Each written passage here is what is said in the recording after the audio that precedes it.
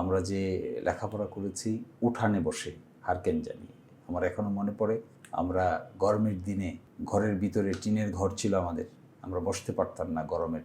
ছোটোবেলা আমার একটি খুব বড় শখ ছিল, সেটি হলো পাখি পালা, কবুতর এবং পাখির বাসায় পাখি খোঁজা। আপনাকে নিয়ে দর্শক শ্রোতাদের একটা আগ্রহ জায়গা আছে কি যে আপনার বেড়ে ওঠা, আপনার শিক্ষা জীবন, আপনার শৈশবটা মূলত কোথায় কেটেছে এই বিষয়ে।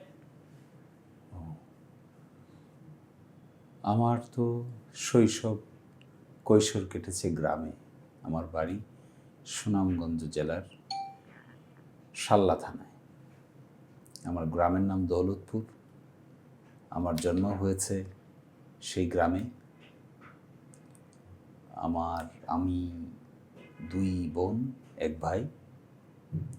আমার 1 বোন আমেরিকায় থাকে, আর 1 বোন কলেজে শিক্ষকতা করে।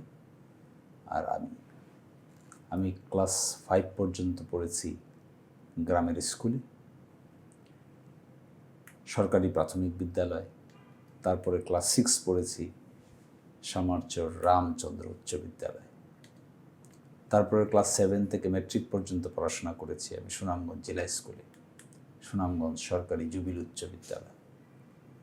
তারপর আমি পড়াশোনা করেছি Dhaka residential model college, HSC pass করেছি সেখান থেকে।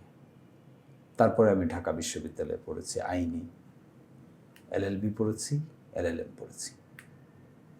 আমার শৈশবটা কেটেছে, কৈশোরটাও কেটেছে ক্লাস 6 পর্যন্ত সেই গ্রামেই, আমার মা বাবা ভাই বোনদের সাথে, চাচাতো ভাই চাচাতো বোনদের সাথে। মানে শৈশবটা আসলে কেমন ছিল আপনার? মানে একটা তো হচ্ছে যে এখন তো আমরা দেখি যে গ্রামটাও শহরের মতো হয়ে গেছে আর কি। তখন আপনার ছেলেবেলা, বন্ধু বান্ধব বা বাবা মার শাসন, কখনো আদর, এই বিষয়গুলো আসলে কেমন ছিল? তখন তো আমরা গ্রাম বলতে আসলেই গ্রামে ছিলাম, যেখানে কোনো কারেন্ট ছিল না।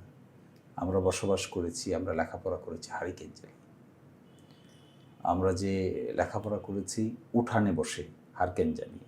আমার এখনও মনে পড়ে, আমরা গরমের দিনে ঘরের ভিতরে টিনের ঘর ছিল আমাদের, আমরা বসতে পারতাম না গরমের কারণে, সেই জন্য আমরা উঠানে বসে পড়তাম। অনেক পোকা এসে পড়তো হারিকেনে। এই হারকেনের পোকাকে সরাইয়ে আমরা পড়তাম, আমি, আমার বোন, আমার চাচাতো ভাই, আমার চাচাতো বোন। ওপেন হঠাৎ করে বৃষ্টি আসতো, বৃষ্টি আসলে আমরা আবার সব বুঝিয়ে তাড়াতাড়ি ঘরে চলে যেতাম। তারপরে আমার এটাও এখন খুব মনে পড়ে, শীতের দিনে বড়ই গাছে বড়ই ধরত, এবং শেষ রাতে 4টার সময় অনেক শীত, বড়ই গাছে কলা বাদর আসতো, কলা বাদরে বড়ই খেত। আমরা অপেক্ষা করে বসে থাকতাম প্রতিযোগিতা করে, কে কার আগে বড়ই কোড়াতে চায়। এবং তার নিচে ছিল মূলা ক্ষেত, মূলা লাগাইতো, সেই মূলা ক্ষেত পেরে আমরা এই বড়ই জোগাড় করতাম, বড়ই জোগাড় করে প্রতিযোগিতা করে কার আগে কে খাবে। এবং তাছাড়া আমি যে স্কুলে পড়েছি ছোটোবেলায়, সেই স্কুলে যেতে গেলে কাদা মাটি পেরে যেতে হতো।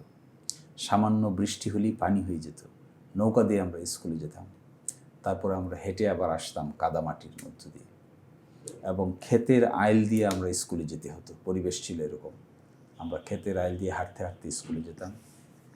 যেহেতু সরকারি প্রাথমিক বিদ্যালয় ছিল, আবার স্কুল ছুটি হলে ক্ষেতের আইল দিয়ে হাঁটতে হাঁটতে আমরা বাড়িতে আসতাম। আমাদের শৈশবটা এরকমই ছিল। আমরা জয়েন্ট ফ্যামিলি ছিলাম, একান্নবর্তী।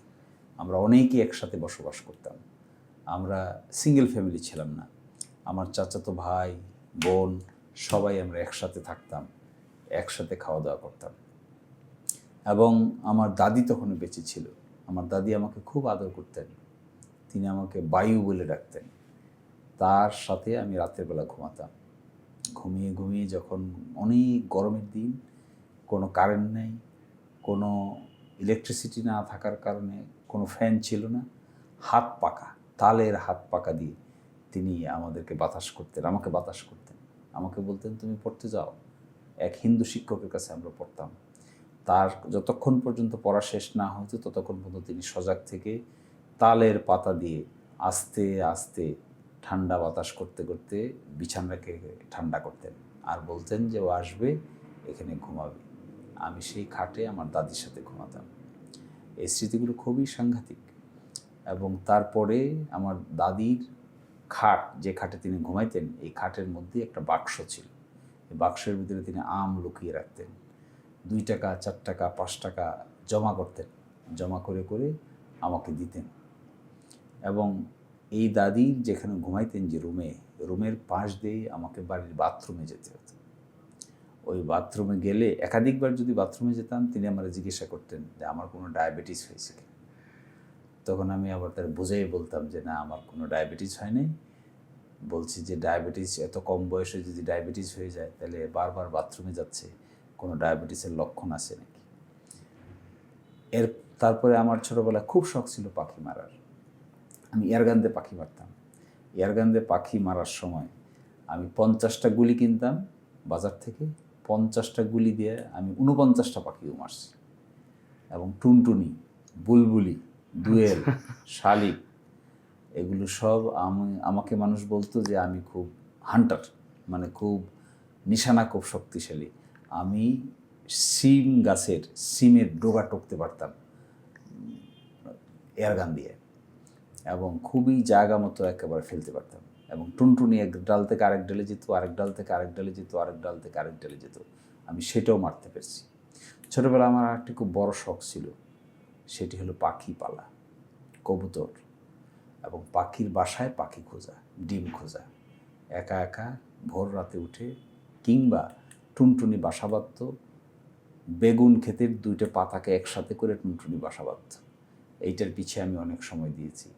লেবু ক্ষেত, লেবুর গাছ ছিল আমাদের বাড়ির পিছন দিকে, অনেক লেবুর গাছ। এই লেবু গাছের ভিতরে টুনটুনি বাসা করত। পাশে একটা গোয়ালঘর ছিল, ওই গোয়ালঘরের পিছন দিয়ে ঢুকে লেবু ক্ষেতের ভিতরে ঢুকলে টুনটুনির বাসা পাওয়া যেত। এই টুনটুনিকে ধরে নিয়ে আসছি অনেকবার। শালিক ছিল একটা, শালিক পালতাম।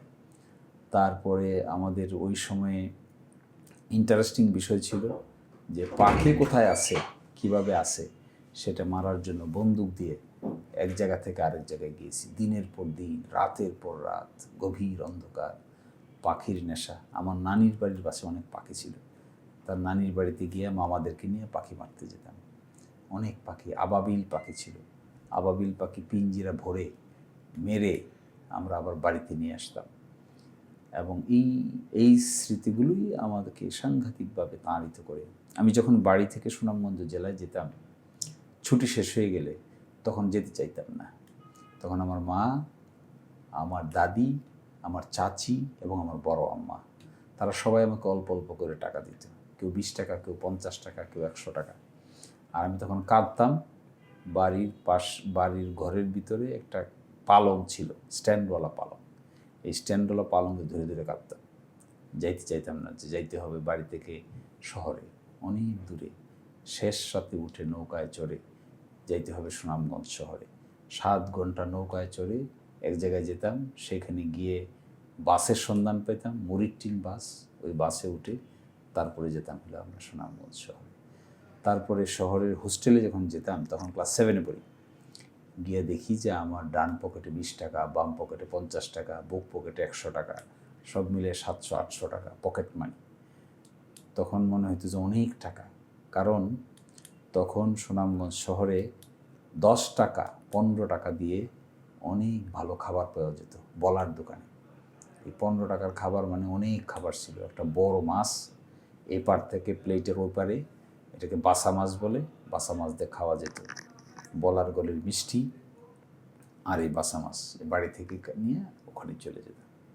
ফলে ওই স্মৃতিগুলোই এভাবেই কেটেছে আমাদের জীবন। আমার বোন, আমি প্রাইমারি স্কুলে যেতাম। সুধীর স্যার নামে এক স্যার ছিল, যিনি আমাদেরকে পড়াইতেন। তারা আমাদের পরিবারের মেম্বারের মতো ছিলেন। পুলিন বিহারী দাস নামে একজন শিক্ষক ছিলেন আমার।